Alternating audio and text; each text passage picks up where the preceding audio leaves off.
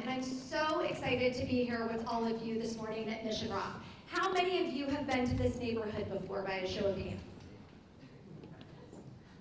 Many of you. Well, thank you for spending your Monday morning with us. We are really thrilled to kick off the Cultural Index, which is a global salon series in partnership with Genesis. Our global salon series brings together leaders at the intersection of capital, culture, and global business. Through intimate conversations, we'll explore how topics such as design and human-centered AI shape destinations and create connected experiences, starting with this morning's discussion with Tina and Yves. It's especially meaningful to be here at Mission Rock. The team who actually delivered this project from Tishman Speyer is here with us this morning. Patrick, do you want to raise your hand? Nothing happens alone, that is for sure, on these kinds of projects. And we're really proud to have partnered with both the San Francisco Giants and the Port of San Francisco. Mission Rock is really a place where design, technology, and urban innovation converge. Visa calls it its home. We have had residents start moving into both Canyon and Verde, and there's a growing mix of workplaces, shops, sports, and public spaces, including China Basin Park. And if you haven't had an opportunity, we hope you'll take a walk along that waterfront. We also have Artsicle Bakery here, and the team from K Fico just opened a new restaurant called Via Aurelia.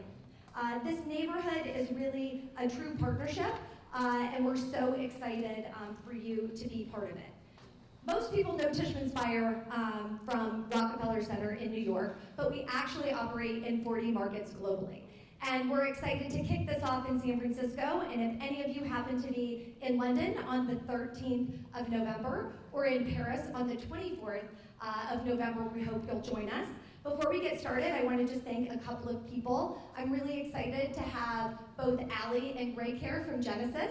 Thank you so much for everything. For those of you not familiar with Genesis, they are very focused on AI experiences. And so with that, many of you are here because of Susan. And so I also just want to thank Susan for everything, for convening us this morning so we can have this meaningful conversation. And with that, I'll turn it over to Tina and Yves to get started.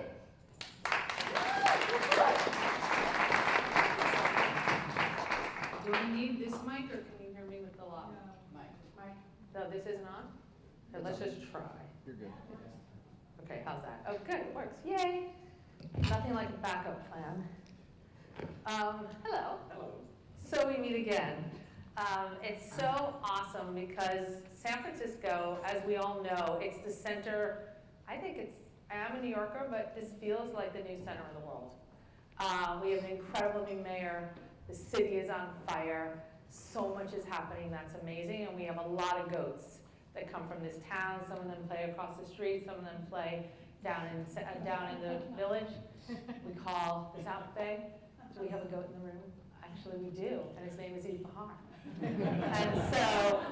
and that sounds funny, but that is not funny because we're in the middle of a renaissance, and that renaissance is at the intersection of people, of technology, of design, of innovation, and of truly reimagination of greatness.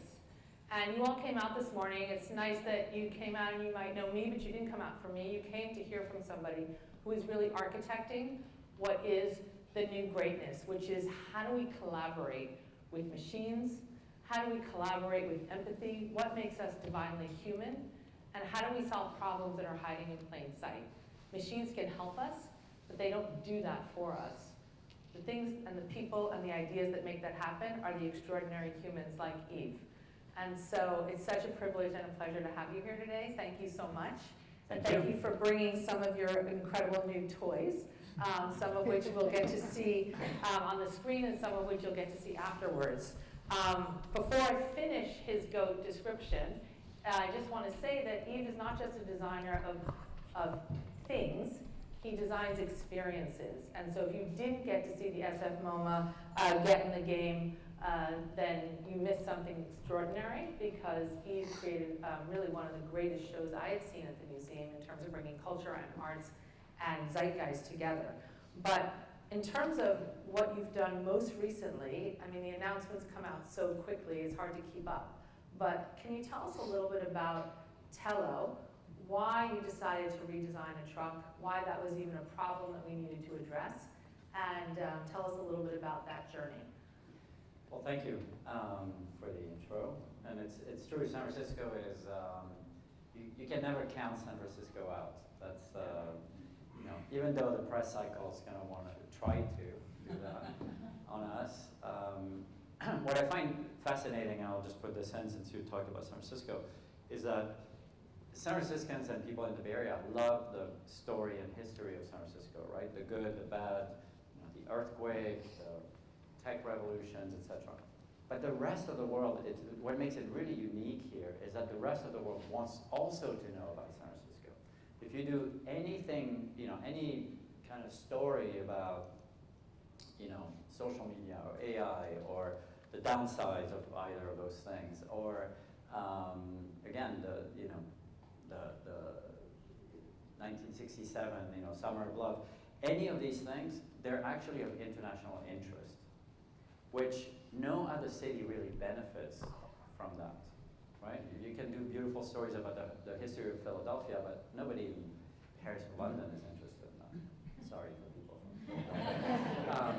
But in San Francisco has that sort of, you know, kind of global zeitgeist like no other, you know, city that I know in the world. And we are at this inflection point right now, which is kind of this new energy that's coming to the city again. So. Yeah, it's exciting to see it like rolling back in, like an old friend that's come with a new outfit. I'm sorry, I was just talking about all of you. But so speaking of new, can we take a look at TELO and how you were thinking about that? Why you decided to solve this particular problem? So one thing I believe, and it's sort of my mantra, is that design accelerates the adoption of new ideas. And new ideas in San Francisco and the Bay Area are, all over us, right? They're constant. And so that's what I've been doing for the last 25 years since I opened an office not far from here in Potrero Hill. And when I opened my office over there, everything you see here, every single building, every single road was dirt. I always dreamt about what could happen here. This was so much incredible land by the water, so it's interesting to be in here talking about it. But TELO is really one of these kind of adventures I kind of get on. Like, I've worked for the last 18 years or so, I've been a part of 100 startups, over 100 startups, as a partner, not just as a designer, but as a partner. And once in a while, I meet with incredible entrepreneurs, and Jason Marks, the CEO, is here, and he's over there in fact. And I decided to become a co-founder of TELO because what I have seen is EV, electric vehicles, really have created a lot of excitement in terms of what can be done, in terms of design, in terms of the experience. But they've been designed like traditional cars. They've been built on traditional sort of platforms. They're not that different. They all have fronts, for example, the front trunk. I've had continuously an EV since 2012, nonstop. And I've used the front, maybe once a year, twice a year.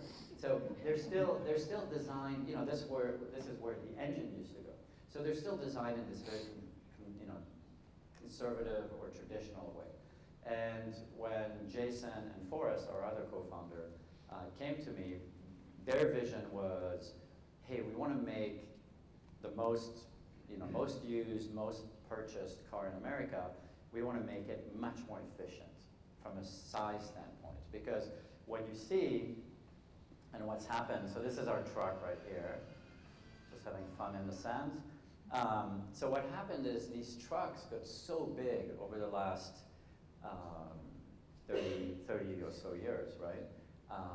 The best-selling truck in 1990, the best-selling car, I think, in America in 1990 was this guy, the Ford Ranger.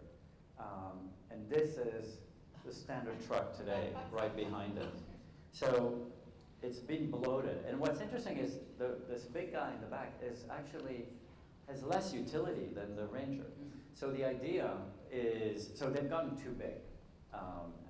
And ridiculously big. So big that they're unusable in a city, they're unusable sometimes even to service buildings. Right, you can't go into a parking lot. You can't go into a pick parking up garbage lot. on a small street. Exactly, and then they're also extremely polluting. So 10% of all carbon emissions in the US is light-duty trucks, pickup trucks. 10%, that includes residential, that includes the grid, that includes everything we use. So making a dent there makes a big difference. But people don't want huge electric pickup trucks, because the amount of energy you need to move that weight, to cut through the air, through aerodynamics, requires gigantic batteries. And again, you're not solving, the problem of size, practicality, utility. And these big trucks are extremely dangerous. They kill 7 times more people than standard cars. So our solution is to design a pickup truck that's not only sort of cute and exciting looking as it does here, but one that really sort of solves this problem. Like if you look at the cameras on the Bay Bridge in the morning, what you see at 6 a.m. is all pickup trucks coming in. And they end up parked on the streets like this, very far from their job sites, because there's really no room for them. And so our guy is the same utility as a Toyota Tacoma. Same truck bed size, same interior size, leg room, headroom, 5-person, but in the size of a 2-door Mini, 152 inches long. And that's because we changed the internal layout. We have this incredible battery technology. We make our own battery assembly. So I was like, absolutely, let's try to do a small project, launch a car company. But that's also like the personality of the Bay Area, right? It's good hubris. There's bad hubris. I'm not gonna. No, we'll get to that. We'll get to We'll get to that. that. But there's good hubris, which is sure. Let's try. Let's put our energies into something that we fundamentally believe in. And so we've been driving. You'll see downstairs. There's one that Jason's going to show us later. There's a full-size mock-up right now. Well, what do you do about your surfboard? So it can be used like this as a utility vehicle for contractors, and it's also a fun family car for the week or the weekend. I drive a pickup truck because, I don't know, I find myself, I'm actually using it. Like every week I have stuff in the back, sometimes 13 kids when we're at the beach, sometimes not all mine. I'm not that other guy. And We said we were going to get to the dark side.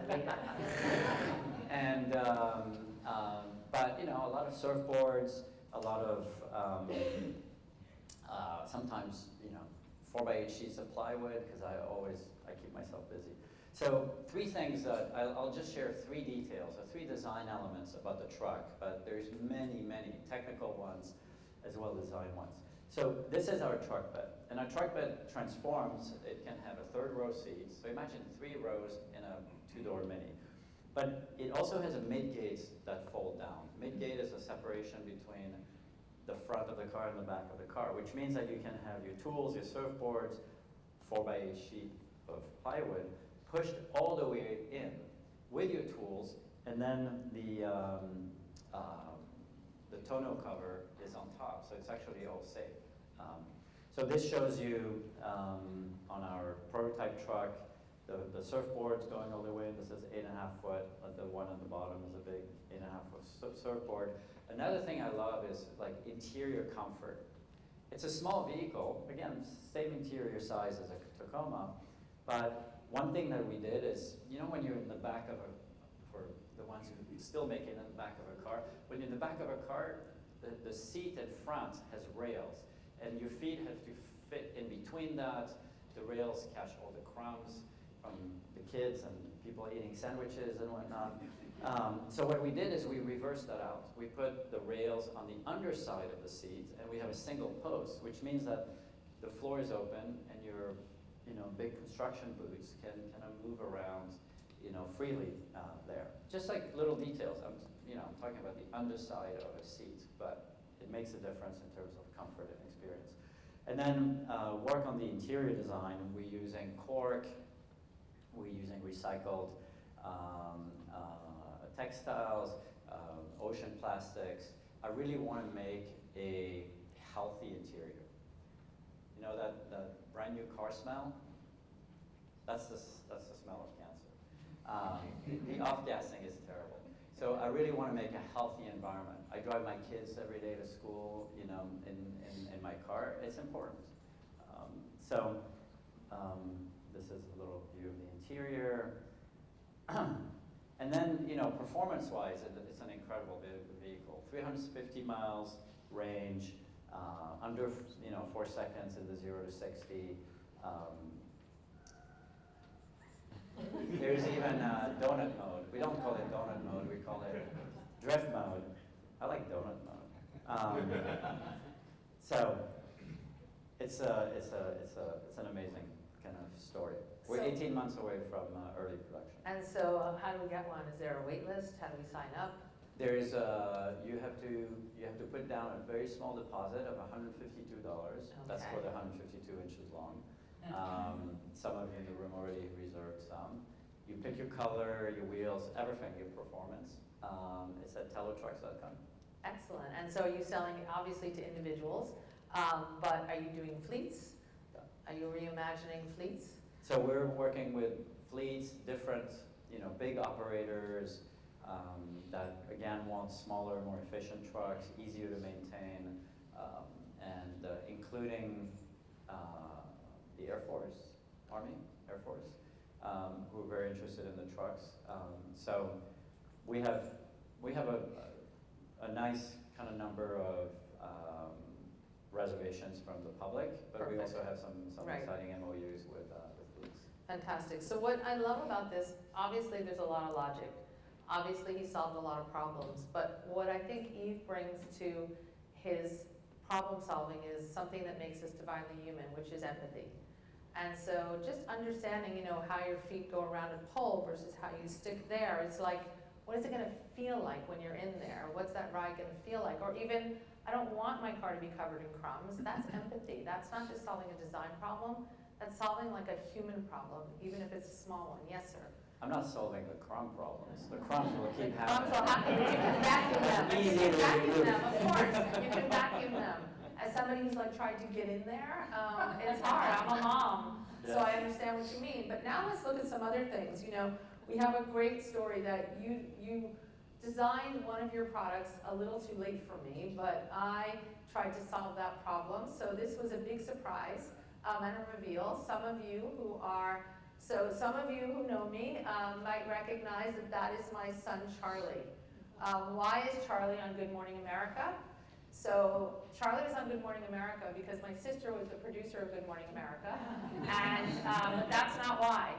Charlie was my second child, and for those mothers in the room who had a colicky baby, Charlie would not stop crying. And I was like so strung out. I was giving away state secrets I didn't have. And so I called my sister, and she said, this manuscript just landed on my desk. It's called The Happiest Baby on the Block. This guy says he can stop babies from crying. Why don't we see if he can do it, and if he can stop Charlie from crying, we'll put him on Good Morning America. And I was like, yes, anything. So, got on the phone with Harvey, the great pediatrician in our country, and he told me what to do. He gave me the 5 S's. And I tried it, and Charlie stopped crying. And so Charlie went on Good Morning America. That is Charlie today. That was taken last weekend in Chicago. He stopped crying. He's not colicky anymore. No, he is actually awesome. And he's kind of off the payroll, but we don't really talk about that, which I think is amazing. But how many years later did Harvey call you? So Harvey called me, well, how old is Charlie? Charlie's 23. So, well, actually not that much, maybe 8 years later. So, so the problem with parents not sleeping is that it induces postpartum depression. 25% of couples experience postpartum depression, and I used Charlie's method for my first 3 children. I mean, not Charlie's, Dr. Harvey Karp's method for the first Yes. for the first three children, and then I met him. He came to my office, and on purpose I brought, at the time I think my oldest was 9, and his sister was 4, and I just he's incredible, not just with babies, with any child. Like, they immediately were fascinated by him and spent 45 minutes with him, completely ignoring me, and because he has this incredible connection with children. But so his method, the 5 S's, is extraordinary. It's taught in every military hospital, in every state hospital in the country, and I use his method, and meeting him was very exciting. I would say his method is perfect, but for sort of human imperfection, which is when you're very tired in the middle of the night, it's hard to apply the 5 S's, perfectly. So what we decided to do, what he wanted to do, is to turn himself into a robot that takes care of babies. At night, it adds about an hour to 2 hours more sleep, which is extraordinary. And of course, parents get to sleep more. And when they did, once we launched, we did clinical tests on the SNOO, and it worked better than drugs, meaning the antidepressants that are given to parents. Meaning there's just those extra hours of sleep are incredible. And actually, this is my now 9-year-old, so I use my children in all kinds of ways, unpaid, with a different mom. That's not the mom. But in any case, the SNOO was an incredible adventure. It took 5.5 years to launch. Dr. Harvey Karp, was in his late 60s when we started, incredible author, but he had never done a startup, never done technology, never done sort of AI, and so we put all that in there. I'm not going to put you through this video, even though it's my applause line typically. But these are 4 very angry babies that you can see they're red in the face. They're pissed,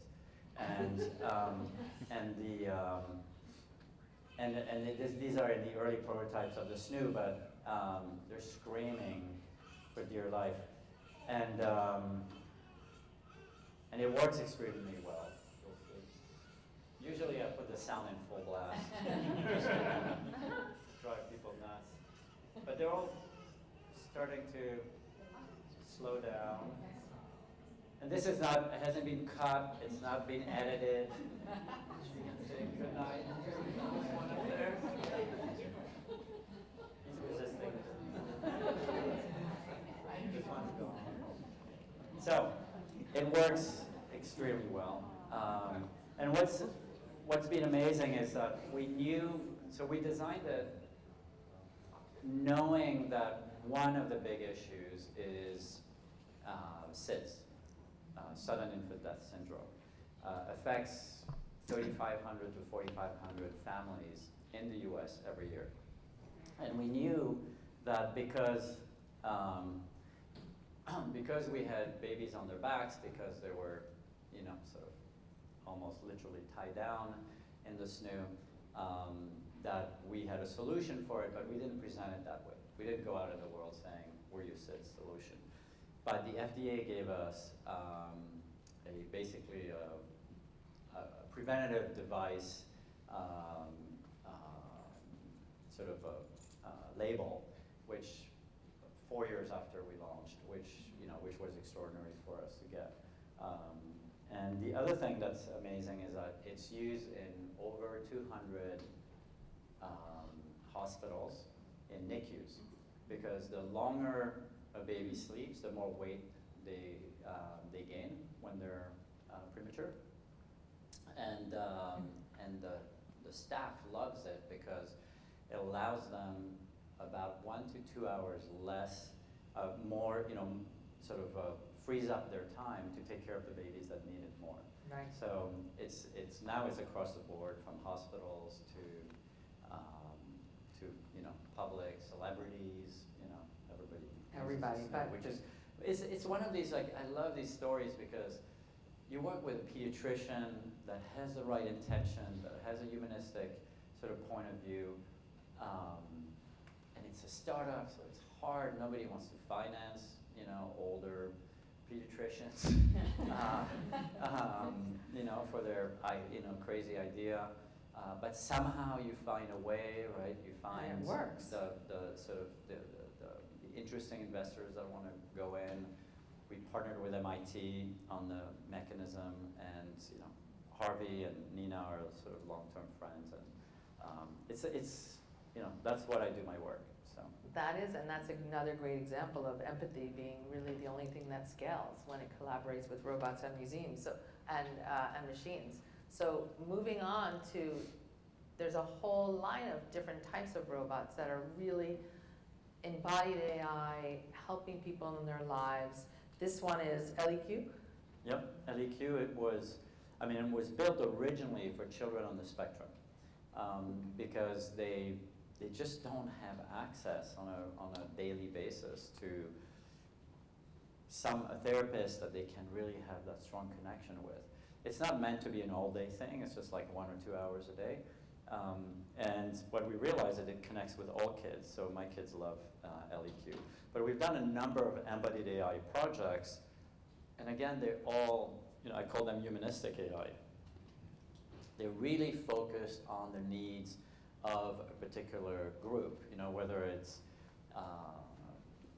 Moxie or ElliQ, which I also have here, which is for the aging and aging companion, whether it's Psionic, which is a leg sleeve that allows people who had strokes or who have muscular dystrophies, et cetera, to walk again.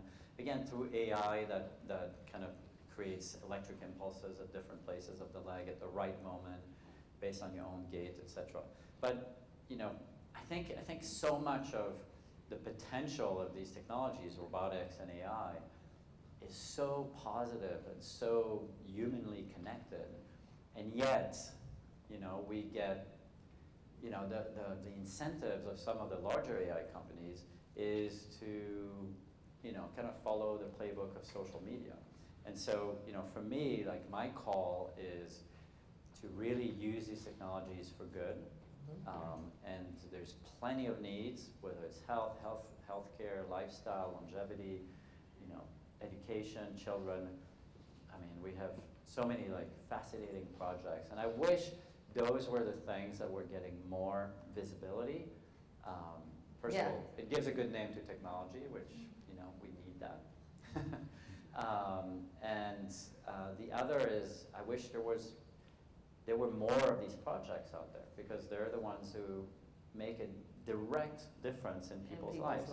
Whether it's kids here, facial expression is critical for kids on the spectrum. They see two things. They see eyes and hands. So we had to design a robot that was all eyes and hands, without being mechanical, because a mechanical face, that's really hard, it's creepy. It's got thousands of parts, right? And so we did the first sort of rear projection inside the head of the robot. This is the little guy with my kids telling jokes.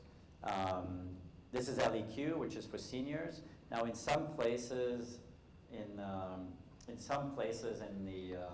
U.S., like New Jersey, New York, Florida, ElliQ is given away for free to old folks' homes. Some local healthcare care systems see a huge difference. And when you look at the stats, it makes a tremendous difference in loneliness, depression, that aging adults experience. So what's so powerful here is that we're not outsourcing humanity to AI. We're actually enhancing the human experience. Whether it's a baby who can't be comforted, whether it's a child on the spectrum who needs to interact, whether it's an old person that's looking for a companion, or whether it's a truck that can now be brought to its location and reducing carbon emissions, reducing death, and creating delight on the street because it's so fun to look at. But you're right, we can't outsource to the machines. We can't think that the social platforms are just going to do the right thing. Where to put the moat around these things, and I think humanity is the moat around machines. But if you're talking here in the room, we have investors, we have advisors, we have entrepreneurs, we have AI and robotics creators, and many more. What would be your advice thinking about those guardrails and how to advise how to keep the guardrails on and keep the innovation flowing? I mean, to me, whether I'm working on AI specifically and technology specifically, or whether we're working on bigger companies like Samsung, with whom we've been partners with Samsung for 15 years. We designed the Frame TV for them. What I see as the most important sort of change somehow, or opportunity for larger companies as well as small ones, is the fact that your teams aren't really talking to each other.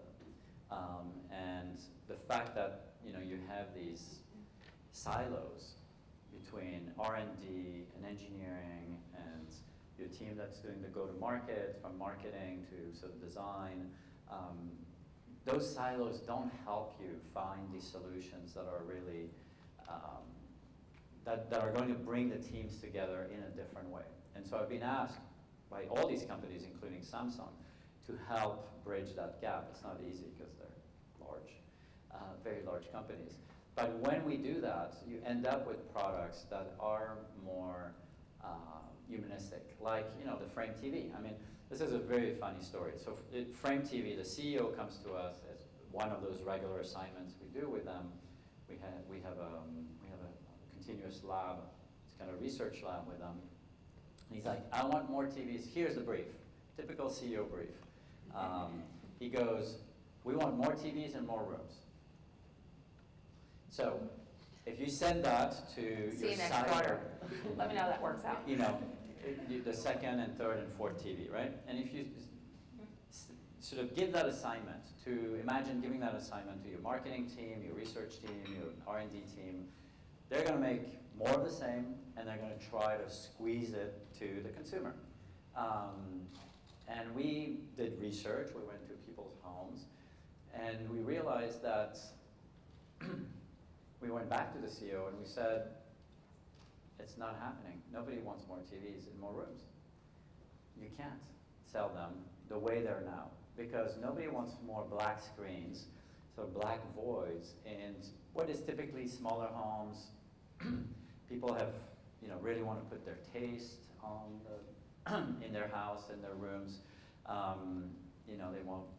They want it to reflect who they are, and having black voids everywhere in your home is not something that people want. And it's an inherent conflict we saw between the two members of the household. There's always one member who wants a bigger TV or more TVs, and there's always one person who wants less of it. It's a distraction, right? It's like the kids, like the adults, that we're all, sort of screen addicted already. So we said we need to hide them in plain sight, and we said art is what reflects people's taste. And so we built the Frame TV completely out of this research, put the first sensor, it's a light sensor, so the image changes throughout the day. It means that the television, the art, whether it's a painting or photography, looks real, even at night. We built the first subscription. Believe it or not, Samsung didn't have a subscription system back in 2017 or 18 when we launched. They didn't have a single product that was a subscription. Now they get between $5 and $20 a month more of people buying TVs. And so we put art on it, and now it's the largest library of available art from museums all around the world. SF MoMA actually, I know there's an SF MoMA person here. I'm not going to steal your thunder, but he's going to announce soon that the collection or parts of the collection are available in the Frame TV. But you have museums all around the world with that. And so people are getting more TVs in more rooms because they display art on it. Right. Most, 99% of the time. And 1% of the time they may watch a Warriors game. So, which is what we do. That's what we do, but that's another example. But that's how you break those silos is because then the idea, the big idea that you have for a product, for a company, needs to be driven through all of these silos in order to be successful, right? The marketing, the business, business forecasting silos, all of those, the engineering, etc. And without that, you end up just with technical products that, art may be a reflection of what is needed in the world. And so they often say that art, becomes art once it's experienced. And that relationship between the person who experiences the art and the art itself, in and of itself, is art. Mm-hmm. And so this idea that these products turned off in factories, in 3PLs, in shipping cartons, they're nothing. But when they get into a home, when they get into interaction, that's when the product really becomes the experience. And you design for that, which is kind of remarkable, which is you reverse engineer the conversations you want to see happen Mm-hmm. and the things you want to change in the world, and then you reverse it back into the product experience, which is a very unusual and very inspired way to think about design. I mean, a lot of people, and Steve Jobs was right, people don't know what they want because they don't know that it's possible. That doesn't mean you don't listen to people, you just listen to the space in between conversations, right? There's like, oh, we get distracted by the TV, the kids, pick up the remotes and turn it on. What's amazing is when we have, when a frame TV is in the room and there's art on it, kids don't think of it as something they can turn on. That's like an extraordinary kind of mind switch that happens. I mean, the other day I had an entrepreneur in our conference room, two entrepreneurs that came in to pitch their company, and they came in and they were like, oh, this remote work, there's no screens. And they were literally sitting, in front of the screen. That's what we want to build. Right, so you're building an empathy engine, basically. I hope so. I think you try. are. I mean, there's just no doubt. So when we talk about, empathy, we also talk about like dystopian worlds. Like San Francisco, in many ways, we're the center, but now, how many of you came here via Waymo? Right, so then the numbers are growing. And so you came here, talk about embodied AI, talk about trust. That's the ultimate trust, in a way. But, you had a great experience the other night. You went to see your friends like post-Burning Man compound. So look at this. This is Matt Wiggins' place, a fellow burner. And this whole area, you can see the remnants here, but this block on 14th Street, including all the buildings that are now a Waymo parking lot, burned to the ground during COVID. And instead of rebuilding this huge warehouse and house he has, 14th Street is on that side, he put 13 trailers on it. So they're trailers from all around the world. Some of them are, some of them have like, this is like a little bird, like this is the second floor. So you have to imagine like there's a first floor covered in 13 trailers. So it's a little like commune in the middle of San Francisco, back to the origins of what was here in South of Market before. But Waymo tried to buy his lot like continuously for years, and he was like, no. So now he's surrounded. This got actually pulled down. He's surrounded on 3 sides by a Waymo service center. And so what's amazing at night, we go up here. There's a nice couch here, and this is all like mesh. And we're surrounded on 3 sides by, they all have their lights on at night, they all blink, by this sort of like robotic light show. And they come in on their own, they park on their own, they negotiate kind of who comes out and who has to move and whatnot on their own. But they're humans at night, more at night than during the day because they're maintained at night. And what do the humans do? The humans clean the cars. That's it. They clean the cars. So the intelligent beings. Who's working for who? The intelligent beings are the robots, and we're the maintenance for the robots. The few things they still can't do, clean themselves or inflate the tires, or and that's it. So it's a very, so you're in this very in real life, the Burning Man culture, like people talking, no phones, right?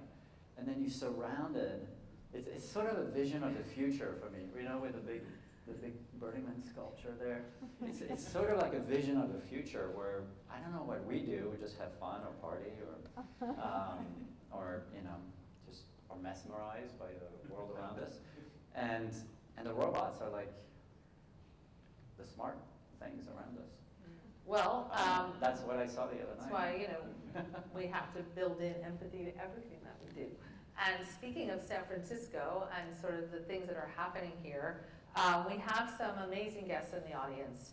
And so I want to welcome everyone, of course, but Tamara Rojo is our new neighbor and our new friend.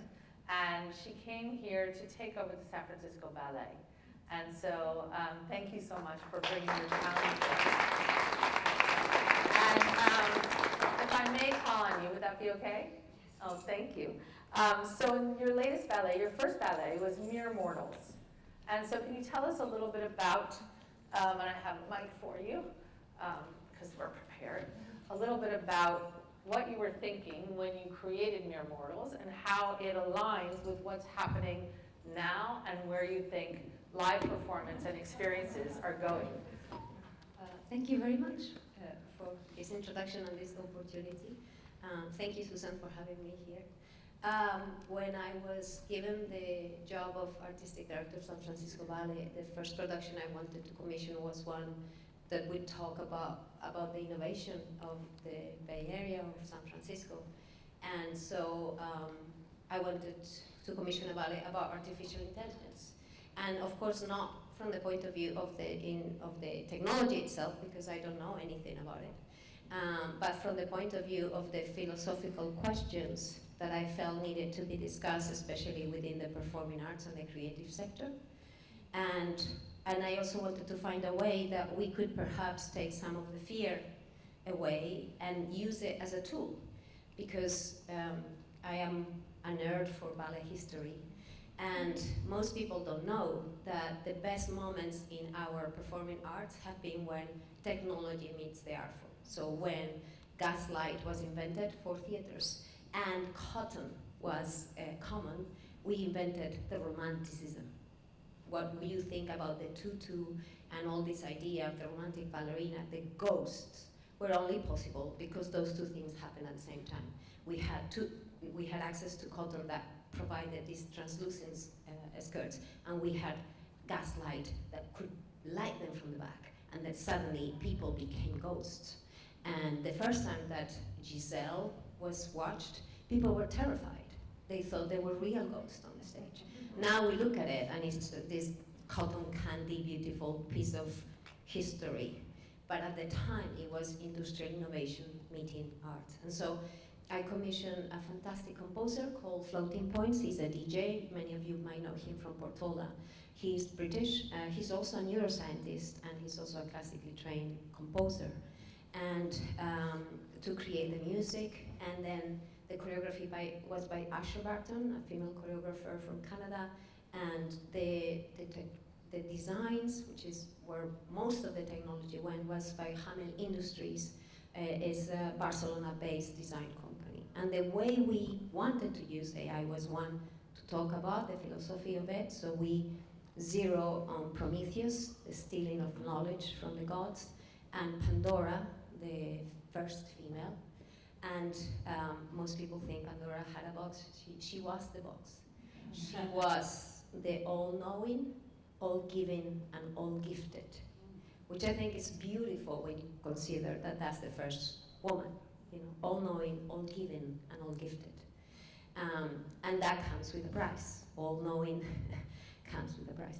And so we zero on that history. But the way we wanted to use technology was in the music. So Sam composed an amazing score, but he was also on the pit with our 60 musicians.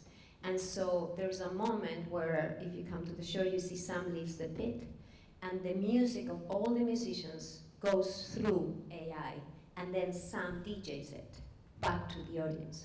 So you're hearing both live music and the reinterpretation of those live musicians in real time being used as part of the composition. And then another part that we did is that we wanted to use ethical AI in our marketing and in our visuals. And so we created every image that was used. We took about 5,000 images of our dancers to create the marketing posters and to create the actual visuals that you see during the show. And then we bled the whole show throughout the opera house, because one of the things that we realized, especially after the pandemic, is that young people are hungrier than ever for common experiences.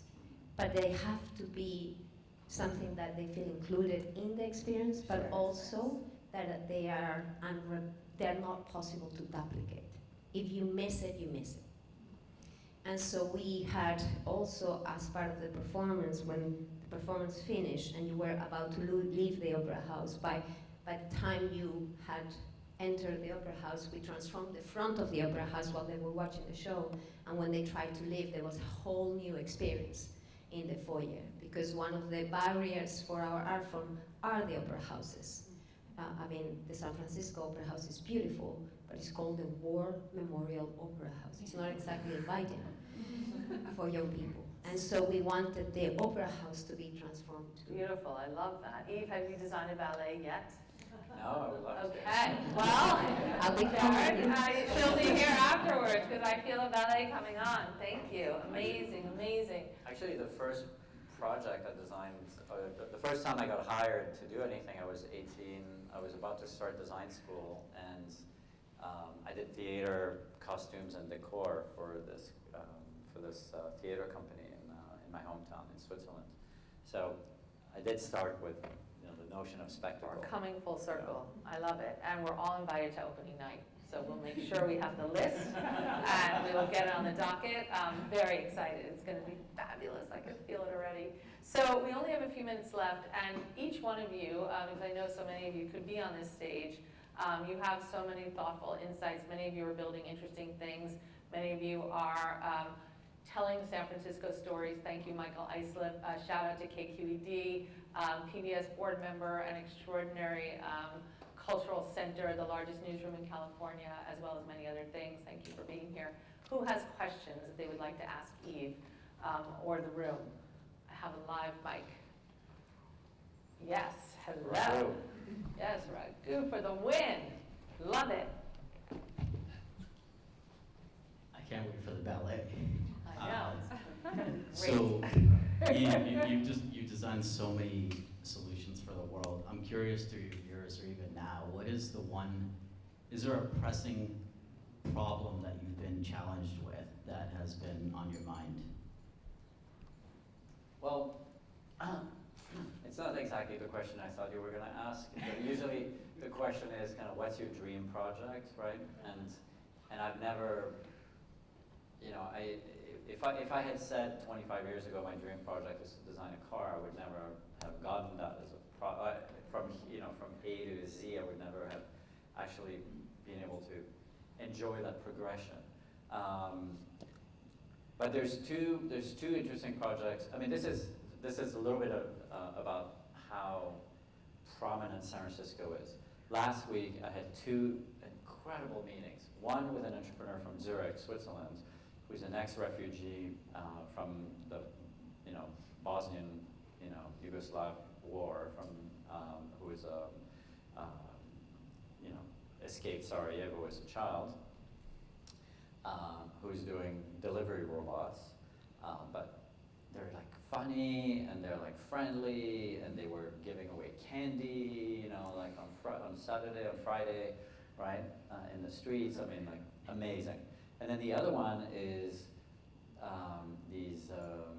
this Korean aviation engineer who is doing the best kind of vertical takeoff and longest distance new airplane, you know, passenger plane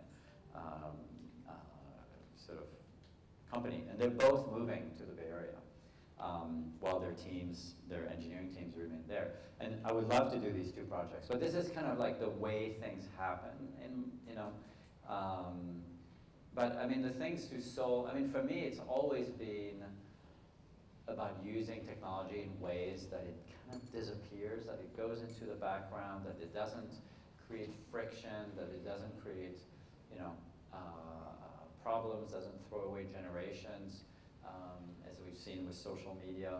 I just feel like there's so much that we can do, and I don't want to see, you know, the technologies or, you know, sort of people's intentions being wasted. So I don't know that I ever have like a specific thing. I'm always, you know, for me, like the key is to always be open-minded, and I don't know, what comes through the door has been pretty exciting. So I don't have this sort of outside of my practice kind of burning desire.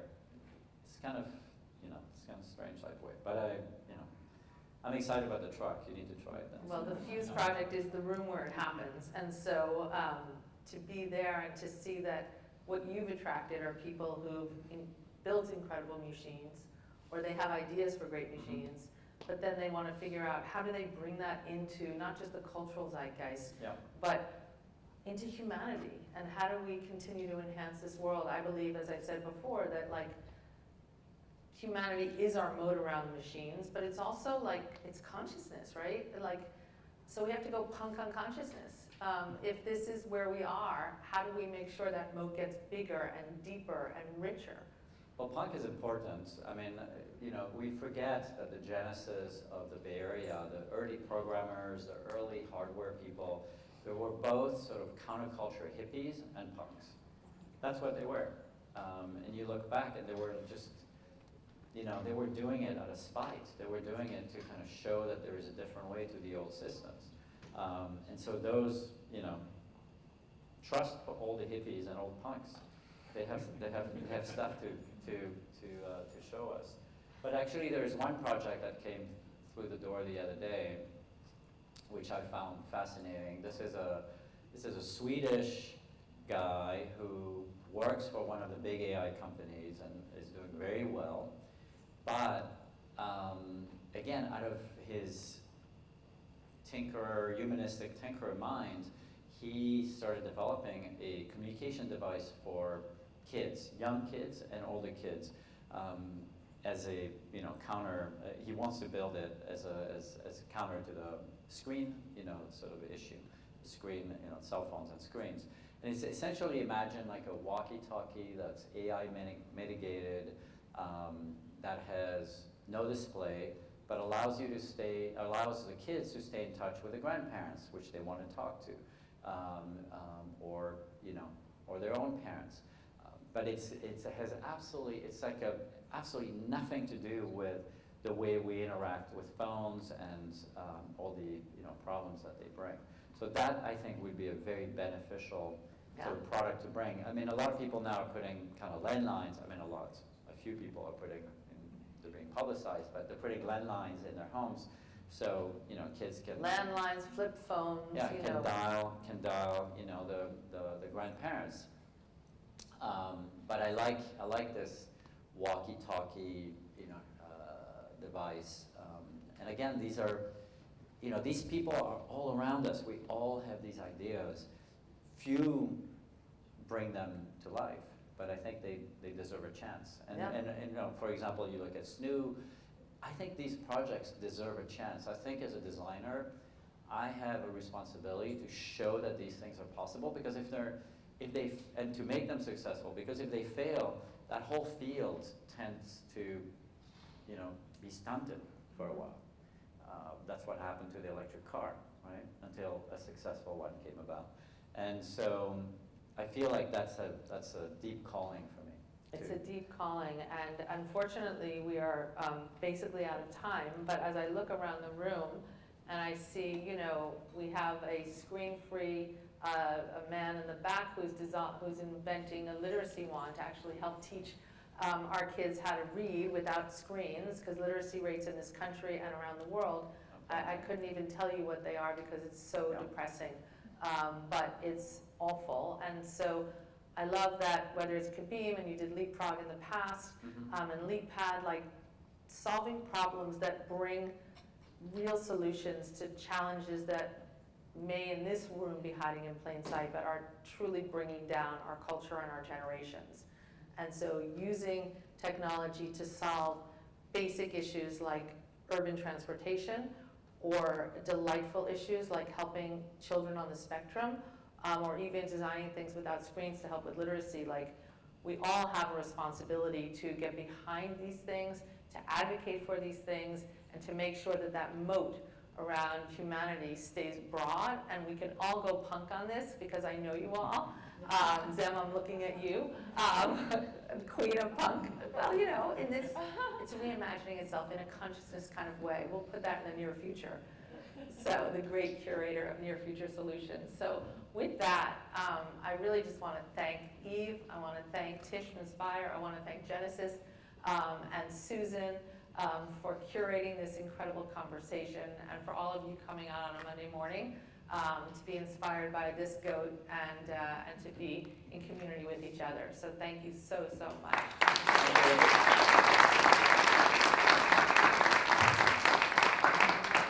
A quick closing here. Thank you, Yves, for putting more art on my walls. I had no idea, and I'm so grateful for that. Also, we have a gentleman in the audience with a 6-week-old who is probably going to go buy a SNOO after this. So, Tina, there we go. And look at, there's no bags in her eyes. It's incredible. Tina, thank you for just a wonderful conversation and bringing us through today. I don't know about all of you out there, but I feel after conversations like this, and this is really about feeling and experience. I'm a commercial real estate guy. We're kind of boring, think of the droned on fluorescent lights and, office space of the past. At Tish Inspire, I've never felt more when I show up to work every day. We're really focused on creating experiences and changing the way that humans interact with the workplace. I feel like, and I would be remiss to not recognize our partners, the San Francisco Giants, who are here today, but this parking lot, literally, just acres of concrete for the last, generation are now being, turned into the culmination of what we're standing in today, which is phase 1 of Mission Rock, which is just makes people feel. And it's really exciting to be a part of. We're really thrilled for the future phases here to help bring all the people who are creating the new technologies of the future together. And just grateful that you're all here today. So thank you for what you do. Thank you to both of you for bringing this conversation here to Mission Rock. So thank you. Awesome. Thank you, Genesis.